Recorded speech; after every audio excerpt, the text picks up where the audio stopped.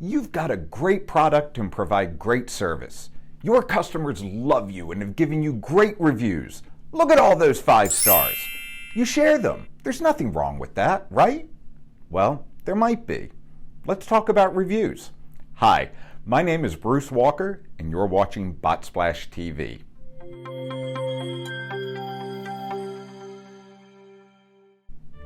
When you shop, you probably look at reviews before you buy. The better the rating, the better the product, right? Well, it's possible the reviews that you're reading aren't real, or you're not getting the full story.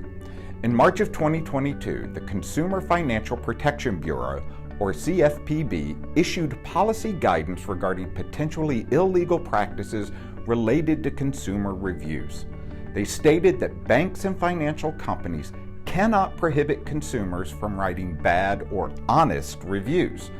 They also stated that banks and financial institutions can't buy reviews or have employees write reviews of products and services they haven't used. And they also stated that it's unfair and wrong for companies to suppress or manipulate reviews that may consume consumers, like only displaying 5-star reviews and none of the 1- and 2-star reviews.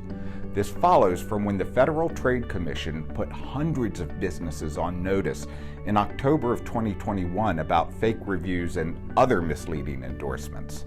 So if you've got great reviews, definitely share them, but make sure you're sharing all your reviews, even the bad ones, because if you don't, you could find yourself in trouble with the FTC and CFPB. Use the bad reviews as incentive to improve your business. Good marketers can turn those negative reviews positive by engaging with their customers and learning how to improve their processes, creating trust.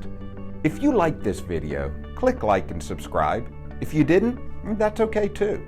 Let us know what you want to learn more about. I'm Bruce Walker, and thank you for watching BotSplash TV.